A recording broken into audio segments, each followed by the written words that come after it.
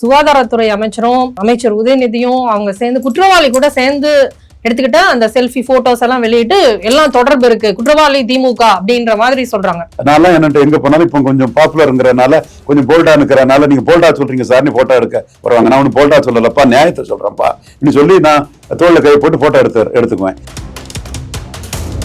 ஈரோடு கிழக்கு இடைத்தேர்தல்ல உங்களுடைய பார்வை என்ன சார்? ஈரோடு கிழக்கு இடைத்தேர்தல்ல ஸ்டாலின் தலைமையில இடைத்தேர்தல் ஒழுங்கா நடக்காது ஸ்டாலின் ஆட்சியில அப்படின்னு விக்கிரவாண்டிய புறக்கணிச்ச நீங்க ஈரோடு கிழக்குல இடைத்தேர்தலோட கீழே போயிட்டீங்க.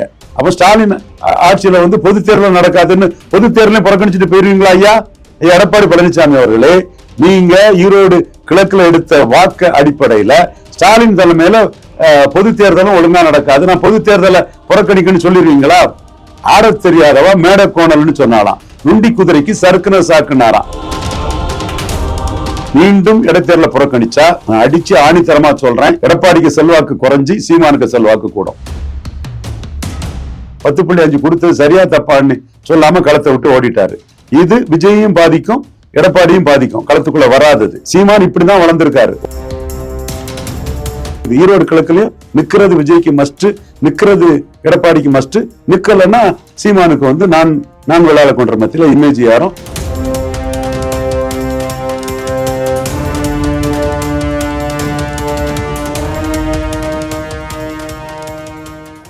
இப்ப இந்த அண்ணா யூனிவர்சிட்டி மேட்டரை டச் பண்ணி பேசினதுனால இந்த கேள்வியை விட்டுட்டு போயிட முடியாது. ஏன்னா எல்லாரும் இந்த கேள்வியை முன்வைக்காங்க. சுகாதாரத்துறை அமைச்சர் உதயநிதியும் அவங்க சேர்ந்து குற்றவாளி கூட சேர்ந்து எடுத்துக்கிட்டா அந்த செல்ஃபி போட்டோஸ் எல்லாம் வெளியிட்டு எல்லாம் தொடர்பு இருக்கு, குற்றவாளி திமுக அப்படின்ற மாதிரி சொல்றாங்க. அது எவ்வளவு தூரத்துக்கு சரி? ஒருத்தர் செல்ஃபி எடுத்துக்கிட்டதுனால தொடர்பு இருக்குமா? இதோட துணை கேள்வி என்னன்னா, பிஜேபி கன்விக்டட் குற்றவாளிகள், அதாவது ஜெயில் தண்டனை அனுபவிச்சுட்டு இருக்கிற பாபா ரஹீம் ஒரு வாட்டியும் பெயில்ல பிரச்சாரம் எல்லாம் பண்றாரு. பிரிஜ் பூஷன் சிங்கோடைய பையனுக்கு சீட்டு கொடுத்திருக்காங்க. அந்த பில்கிஸ் பானு கேஸ்ல குற்றவாளிகளை வெளியில வரும்போது அவங்களுக்கு திலகமிட்டு கார்லண்ட் பண்ணி அப்படி செய்யக்கூடிய கட்சி. இப்படி எல்லாம் இதெல்லாம் கன்விக்டட் குற்றவாளிகளுக்கு இதெல்லாம் செய்யக்கூடிய கட்சிகள் இங்க எப்பவோ இவன் இப்பதான் குற்றவாளின்னு தெரிஞ்சிருக்கு, எப்பவோ எடுத்த செல்ஃபியை வச்சு அரசியல் பண்றாங்களே, நியாயமா? இல்ல, எதிர்கட்சிகள் அது சொல்லத்தான் செய்வாங்க. இது திமுகவே தெளிவா சொல்லிட்டு போயிடலாமே. ஒரு செலிபிரிட்டினா பலரும் வரத்தான் செய்வாங்க. இது ராஜேஷ் பைலட்டுக்கு இமேஜ கெடுக்கிறதுக்கு ஒரு தாதா கூட நின்று போட்டோ எடுத்தாங்க. அந்த தாதாவுக்கும் ராஜேஷ் பைலட்டுக்கும் எந்த சம்பந்தமும் கிடையாது. அவரு ஒரு பவர்ஃபுல் பயர் ஃப்ரண்ட் லீடர். அவரை கூட போட்டோ எடுக்கிறதுக்கு எல்லாரும் விரும்பத்தான் செய்வாங்க, செல்ஃபி எடுக்க விரும்பத்தான் செய்வாங்க. அப்படி எடுத்த போட்டோவில் யாரும் வருவாங்க, பலரும் வருவாங்க. நம்ம அதுல குற்றவாளி யாரெல்லாம் ஸ்கிரீன் பண்ண முடியுமா? இப்ப நான்லாம் என்னட்டு எங்க போனாலும் இப்ப கொஞ்சம் பாப்புலர்ங்கிறனால கொஞ்சம் போல்டா இருக்கிறனால நீங்க போல்டா சொல்றீங்க சார், நீ போட்டோ எடுக்க வருவாங்க. நான் ஒண்ணு போல்டா சொல்லலப்பா, நியாயத்தை சொல்றேன்ப்பா இன்னும் சொல்லி நான் தோல்ல கை போட்டு போட்டோ எடுத்துக்குவேன். அது நல்லவங்களும் வருவாங்க, பலரும் வருவாங்க. அப்ப நம்ம அந்த இடத்துக்குள்ள யாரையும் போட்டோ எடுக்க மாட்டேன்னு சொன்னா நமக்கு தெரியாது. நல்லவங்க போட்டோ எடுக்க மாட்டோம் வேண்டாங்கன்னு அவசரம் வரோம்னா நம்ம துபுறு பிடிச்சோம் நம்மள சொல்லுவாங்க. அது என்னத்துக்கு? எல்லாரும் ஃப்ரெட்டர்னிட்டியோட தோல்ல கையை போட்டு நம்ம போட்டோ எடுத்துக்கிறோம். அதுல பலரும் பலதரப்பட்டவங்களும் வருவாங்க. திமுக இதையே சொல்லிட்டு போலாமே. அந்த இடத்துக்குள்ள திமுக தான் அதை டிஃபெண்ட் பண்றதுல ஒரு குழப்பம் திமுக தான் இருக்கு டிஃபெண்ட் பண்றதுல. ஈரோடு கிழக்கு இடைத்தேர்தல்ல உங்களுடைய பார்வை என்ன சார்? எப்படி இருக்கும் நிலவரம்? ஈரோடு கிழக்கு இடைத்தேர்தல்ல திமுக அணி பெரிய வெற்றி பெறும். 44% வாக்கு எடுத்ததை செந்தில் பாலாஜி தன்னோட கடுமையான பொலிட்டிக்கல் போல் மேனேஜ்மெண்டால, ஆர்கனைசிங் கெப்பாசிட்டியால 65 கொண்டு போனார். இடைத்தேர்தல 65 கொண்டு போனாரு. டெண்டு கலாச்சாரம், பட்டி கலாச்சாரம், என்னெல்லாம சொல்றீங்க, வாட் எவர் மேபி, அது எல்லா இடைத்தேர்தலும் அப்படித்தான் நடக்கும். 65 இடைத்தேர்தல கொண்டு போனது இன்னைக்கு ஈரோடு கிழக்கு செக்மெண்ட்டுக்குள்ள மக்களவை தேர்தலில் 56.5% வாக்கு திமுக எடுத்துட்டாங்க. 8% வாக்கு தான் குறைஞ்சிருக்காங்க. ஸோ பணத்தால இடைத்தேர்தல்ங்கிற குறிப்பால அவங்க கூடுதலா எடுத்தது 8% வாக்கு. மீதி 56.5% வாக்கு அவங்க எடுத்துட்டாங்க. 8% குறைஞ்சிருக்கு. குறைஞ்ச 8%த்துல நாம் தமிழர் 2% எடுத்துட்டாங்க. இதற்கிடையில என்டிஏ அன்னைக்கு எடப்பாடிக்கு ஆதரவு கொடுத்தவங்க அண்ணாமலை பிரச்சாரம் பண்ண சூழல்ல இன்னைக்கு என்டிஏ தனியா நின்று தமாக 8% வாக்கு எடுத்திருக்காங்க. பாஜகவுக்கு 5% வாக்கு உண்டு. ஓபிஎஸ் அங்க இருக்கிறாரு, பாமக இருக்கிறாங்க, தமாக இருக்கிறாப்புல 8% வாக்கு அவங்க எடுத்திருக்காங்க. எடப்பாடி பழனிசாமி 3% வாக்கு இழந்திருக்காரு. 38 எடுத்தவங்க இடைத்தேர்தலில் 13 இழந்து 25 வந்தாங்க. 25 இடைத்தேர்தல் இழந்தவங்க பொது தேர்தலில் 22 வந்துட்டாங்க. நான் முன்னாடி பார்க்கல, விக்கிரவாண்டி இடைத்தேர்தல் ஒரு புறக்கணிக்கும் போது இந்த டேட்டாவை நான் பார்க்கல. இப்ப ஈரோடு கிழக்கு இடைத்தேர்தல் வருதுன்னு தெரிஞ்ச பிறகுதான் டேட்டாலாம் எடுத்து பார்த்துட்டேன். அல்ல முன்னமா அந்த டேட்டாவை பார்க்கல. இப்பதான் எடப்பாடியோட பலகீனம் நமக்கு தெரியுது. அப்போ நீங்க இடைத்தேர்தல்ல ஸ்டாலின் தலைமையில இடைத்தேர்தல் ஒழுங்கா நடக்காது ஸ்டாலின் ஆட்சியில அப்படின்னு விக்கிரவாண்டிய புறக்கணிச்ச நீங்க ஈரோடு கிழக்குல இடைத்தேர்தலோட கீழே போயிட்டீங்க. அப்ப ஸ்டாலின் ஆட்சியில பொது தேர்தல் நடக்காதுன்னு பொது தேர்தலையும் புறக்கணிச்சுட்டு போயிருவீங்களா ஐயா? எடப்பாடி பழனிசாமி அவர்களே, நீங்க ஈரோடு கிழக்குல எடுத்த வாக்கு அடிப்படையில ஸ்டாலின் தலைமையில பொது தேர்தலும் ஒழுங்கா நடக்காது, நான் பொது தேர்தலை புறக்கணிக்கணும்னு சொல்லிடுவீங்களா? ஆடத் தெரியாதவா மேட கோணல்னு சொன்னாலாம், நுண்டி குதிரைக்கு சறுக்குன சாக்குனாராம். இப்படிதான் எடப்பாடி பழனிசாமியோட அந்த இடைத்தேர்தல் புறக்கணிப்பு இருக்குது. மீண்டும் இடைத்தேர்தலை புறக்கணிச்சா அடிச்சு ஆணித்தரமா சொல்றேன், எடப்பாடிக்கு செல்வாக்கு குறைஞ்சி சீமானுக்கு செல்வாக்கு கூடும். அதாவது எடப்பாடிக்கு ஓட்டு போட்ட 20% வாக்காளர்களும் ஸ்டாலினை ஏற்றுக்கூடாதவங்க தான். அதுல இருந்து பெரிய அளவு ஸ்டாலினுக்கு போகும் நான் சொல்ல மாட்டேன், நேரடி எதிர்ப்பு வாக்கு தான். இந்த 18ல இருந்து கூட ஸ்டாலினுக்கு நான் சீமானுக்கு போகலான்னு சொல்லக்கூடிய வாக்குகள் நான் வேளாள கவுண்டர், நான் வன்னியர், இந்த நாடார், முக்குலத்தோர் ஸ்டாலினுக்கும் போறதுக்கு வாய்ப்பு உண்டு. சூழ்நிலையில அரசியல் சூழ்நிலையில அவங்க அண்ணாமலை ஹீரோவானுக்கலன்னா அதற்கான சாத்தியக்கூறுகள் உண்டு. ஆனா எடப்பாடி எடுத்த 20% வாக்குல இருந்து ஸ்டாலினுக்கு அந்த வாக்கு போகாது. ஆனா சீமானுக்கு போவதுக்கு சாத்தியக்கூறுகள் இனிமேல் ஜாஸ்தி இருக்குன்னு நினைக்கிறேன். காரணம், விக்கிரவாண்டி இடைத்தேர்தலில் எடப்பாடி நிற்காதது தவறு, கண்டிப்பா தவறு. அது எனக்கு நுணுக்கமா தெரியும், களத்துல இருந்து வந்தவன். அதனால நான் சொல்றேன். அப்ப நீங்க அங்க உள்ள நான் வன்னியர் என்ன நினைப்பான்? சீமான் போல்டா நிக்கிறாரு, ராமதாஸ் எடுத்த எடுப்புல எனக்கு தனி ஒதுக்கீடு கொடுன்னு கேட்கிறாரு.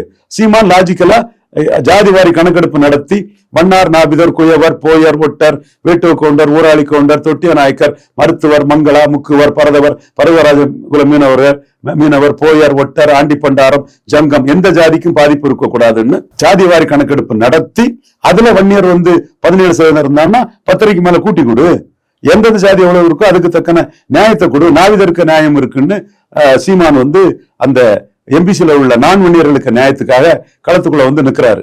எடப்பாடி பழனிசாமி அதை பற்றியே பேசாம களத்தை விட்டு 10.5 கொடுத்தது சரியா தப்பான்னு சொல்லாம களத்தை விட்டு ஓடிட்டாரு. இது விஜயையும் பாதிக்கும், எடப்பாடியும் பாதிக்கும், களத்துக்குள்ள வராதது. சீமான் இப்படிதான் வளர்ந்திருக்காரு. 1.5% ஓட்டு விக்கிரவாண்டியில எடுத்தவர் தான் இன்னைக்கு 8.2 எடுத்திருக்காருன்னா கமல்ஹாசன் களத்துக்குள்ள வரல. கமல்ஹாசன் செல்வாக்கானவர். எக்ஸிபிஜிகேலியே, மரோசரித்திரா, சுவாதிமுத்தியம், சாகர சங்கமம், ஈட்டா, ராசலீலா, கன்னியாகுமரி ஒரு படத்துக்கு பேரு, வயநாடந்தம்பான், தென் எக்கச்சக்க சனம் டெரிகசம், சாகர். கமல்ஹாசனுக்கு எவ்வளவு பாப்புலாரிட்டி உள்ள செல்வாக்கானவர். அவர் விக்கிரவாண்டியில் நின்று இருப்பாருன்னா ஒரு தமிழ்நாட்டில் எடுத்துருங்க, தசாவதாரம், அபூர்வ சகோதரர்கள், தெனாலி, அவ்வை சண்முகி எல்லாம் பட்டி தொட்டில எல்லாம் சூப்பரா ஓடுற படம் தானே. காக்கி சட்டை பட்டி தொட்டில என்ன ஓட்டம் ஓடிச்சு, தூங்கா தம்பி தூங்காதே பட்டி தொட்டில என்ன ஓட்டம் ஓடிச்சு, சகல ரெக்கார்ட் பிரேக் படம். அப்போ அவர் ஒரு இடைத்தேர்தல் ஒரு கேண்டிடேட்டை போட்டு பிரச்சாரம் பண்ணியிருந்தா சீமான் 1.5% வாங்கின இடத்துல கமல்ஹாசன் ஒரு 6% ஓட்டு போயிருப்பாரு. ஆனா கமல்ஹாசன் அதை பண்ணல. விளைவு ஜெனரல் எலெக்ஷன்ல சீமான் ஏறி போயிட்டாரு. கமல்ஹாசனை எப்படி இடைத்தேர்தல கண்டஸ்ட் பண்ணாத வராத கமல்ஹாசன் சீமான் பாதிக்க செய்தாரோ அதே பாதிப்பை விஜயெல்லாம் களத்துக்குள்ள இல்ல. கமல்ஹாசன் 2.0 ஆயிட்டாரு. எடப்பாடி பழனிசாமியும் சீமான் பாதிப்படை செய்வாரு. எடப்பாடி பழனிசாமி ஈரோடு கிழக்குல கண்டஸ்ட் பண்ணியே தீரணும். டெபாசிட் போயிடணும்னு அவருக்கு களத்தை விட்டு ஓடக்கூடாது. அதே மாதிரி விஜயும் விக்கிரவாண்டில நிக்காதது கமல்ஹாசன் 2.0 ஆட்டு மாறிட்டாரு. ஈரோடு கிழக்குல விஜயும் நிக்கணும். நிக்கலன்னா அவரும் ஒரு இஷ்யூல கருத்து இல்லாம போயிட்டு இருக்காரு. அது சந்தர்ப்பவாதத்துல பாக்குறாரு. நமக்கு தேவைன்னா நிற்பாரு, தேவையில்லைன்னா நிற்க மாட்டாரு. உண்மையான மக்கள் நலன் கிடையாது. சீமான் தோக்குது, ஜெயிக்குது, 1.5%, 2% டெபாசிட் போகுது, டோன்ட் கேர். மக்களுக்காக என்ன எலெக்ஷன் வந்தாலும் மக்களை நம்பி நின்று நிற்கிறாருன்னு சீமானுக்கு ஸ்டேக்ஸ் மக்கள் மத்தியில உயரும். இது ஈரோடு கிழக்குலயும் சீமான் கண்டஸ்ட் பண்ணா அவருக்கு ஒரு பெரிய பூஸ்ட் கிடைக்கும். நாங்குநேரி விக்கிரவாண்டியில கண்டஸ்ட் பண்ணனாலதான் தினகரனையும் கமல்ஹாசனையும் சீமான் பலகீனப்படுத்தி மேல எழும்பினாரு. அதே மாதிரி விக்கிரவாண்டியில கண்டஸ்ட் பண்ணினதிலேயே நான் வன்னியர்கள் மத்தியில எடப்பாடியை பலகீனப்படுத்திட்டாரு. நான் வன்னியர்கள் மத்தியில விஜய் கோலத்தனமா ஒதுங்கிட்டாரு. சீமான் வாரியரா நின்னாரு களத்துலங்கிற இமேஜ் வந்துட்டு அதே மாதிரி ஈரோடு கிழக்குலயும் நிக்கலன்னா எடப்பாடி பழனிசாமிக்கு வந்து பெரிய பாதிப்பை ஏற்படுத்தும். நிப்பாருன்னு நினைக்கிறேன். நிற்கும் போது டெபாசிட் இழக்கக்கூடிய ஒரு வாய்ப்பும் இருக்குது. விஜய் கண்டிப்பா களத்துக்குள்ள வந்தாருன்னா அதுவும் சேர்ந்து எடப்பாடி பழனிசாமிக்கு டெபாசிட் கோவிந்தாயிரும். நான் நியாயமா தான் பேசுவேன்.